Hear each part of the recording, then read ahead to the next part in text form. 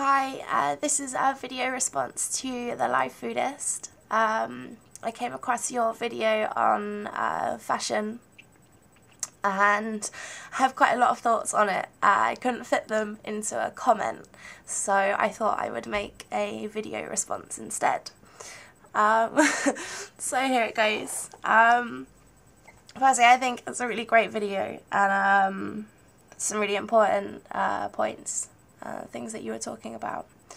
Where do I start? Okay, firstly, you were talking about school and the problems related to fashion choices at that stage. Now, here in the UK, it's pretty standard that we wear uniform throughout school, so right from 4 up until 16, some schools 18, it all depends, but secondary school or high school, you know, we wear a uniform, and I think in some ways it's kind of a good thing. I'll explain why. Obviously that period of our lives is quite important in terms of our social development. We start discovering who we are as people, our personalities, our interests. We start building friendships, things like this. And I can imagine in an environment where, you know, there's no uniform and you wear whatever you like to school, that can become a complication, you know. Kids can be funny, and obviously already at a young age we started to be influenced in terms of the things that we make decisions about other people about, and appearance. That comes in pretty early. And so I think some ways in the UK it's a good thing. We wear uniforms and it kind of starts everybody off on a level in terms of what we're wearing. So, you know, you can look at it in a way that it doesn't create such a divide between people's economic background, their financial, what's financially available to them. So kids that come from very low income families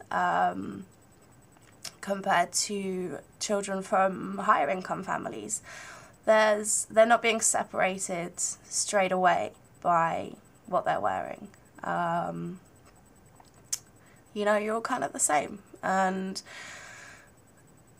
I think that's a good thing. And where some people might argue that removes sort of people's expression and individuality and whatever, I think again that just reinforces the point that we put too much weight on appearance. If that's what people say about uniforms, that they're a negative thing because it doesn't allow children to develop individually, then, you know, we've got it wrong, because it's not about what we wear, it's about what's within us. And I think even in, you know, even in a school where you have to use uniform, and I speak from personal experience, you know, you can still find ways to express yourself and be an individual and stand apart from other people if you choose to. And if you don't, you know, which a lot of people don't, they don't want to stand out from the crowd. And, you know, think about it, at school you're there to get an education, you're there to learn, you know, so I think uniforms in some respects are a good thing. So that's kind of my thoughts on that. Secondly, when we were talking about excess, you were talking about excess, and when I was young, when our family went camping or on a trip, my mama would say, you need 3, no more than 3 of anything, because you've got 1 on, 1 in the wash, and 1 drying. That's simple. And I used to think that was a really good sort of principle, and I think actually we can apply that further more than just going on a trip or packing light to go away. I think it says a lot. We don't need lots and lots and lots of everything. simplifying is really good practice, I think.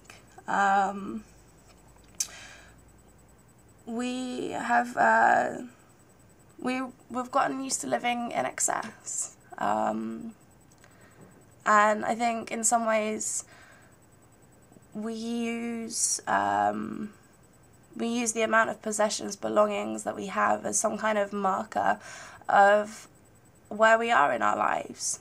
You know, some people might say of how happy they are or how successful they are. I've got a massive wardrobe full of clothes and a house full of belongings, and I own a property and I have a nice car, and so therefore I must be doing really well in life. And I think we've lost our way a little bit in terms of what it is that represents who we are and where we are, and those kind of things. It shouldn't be about that. And I think of the complications that arise from having an excess of belongings. I can use a really sort of basic example, and that is, okay, I'm just a single person. I live by myself, and I get to that stage where I've got to do some washing up because I've used everything. And often it's a bit of a nightmare situation because I've got a whole ton of washing up to do before I can, you know, have a bowl to put some food in or something. And I stand there, and I do this all the time. I stand there and I'm doing the washing up, and I'm thinking, gosh, if I only had one cup and one bowl and one set of cutlery, you know, and that's all I need, realistically, then in this moment my life would be a lot simpler and straightforward because I wouldn't have this mountain of washing up to do. And so, I mean, that's just one sort of example. I think, wow, I could get rid of all of this stuff and just this process would be simplified. And I'd have more free time to do other better and more enriching things with my time. And I know there's quite a basic example, but I think that reaches further. You know, all these things that we feel we need to have.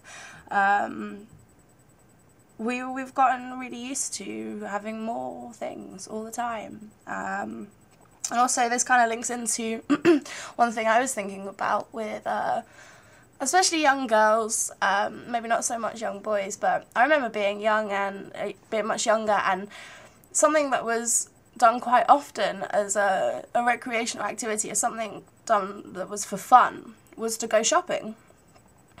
So me and my young girlfriends, you know, the weekend would come around and it would be all about getting some money and going into town to go shopping. And this was, you know, something that was done for fun, spending money, buying things. And now I just think that's crazy. I mean, I'm really not a big fan of shopping at all. And yet, you know, I know so many people that it's something they do for fun. To relax or to cheer themselves up.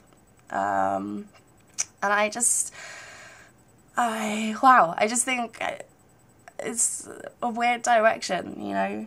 I'm feeling down, so I'll go and spend some money to cheer myself up. I'll go and buy something because that will make me feel better. I mean, to me it just sounds crazy. And also, I mean, on a much sort of higher level, the problem we have is sustainability and this sort of disposable culture that we're in, where, you know, things like clothes are available quite cheaply, and you can buy a whole ton of stuff for, you know, a small amount of money. We've got a few big high street chains, big stores here that, you know, you can buy clothes really, really cheaply, but the problem is they don't last. They break very quickly, and it's not sustainable at all. It's far better to invest in items of clothing that are, you know, going to be wearable for a long time to come. That's a far more sustainable attitude. And again, it's this thing about appearances, and people are so desperate to have the latest fashion or have something new, you know. We have some funny attitudes about people that wear the same clothes all the time, and it's crazy. I think we've lost our way on that so much. It really shouldn't matter what we look like on the outside, because who we are comes from within. It really has nothing to do with the clothes that we wear or how we look. So I want to thank you for your video. I think it's really important things, and you know, I think it's really good that people are talking about these things openly, and I just really wanted to share my thoughts. So thanks again, and happy simplifying.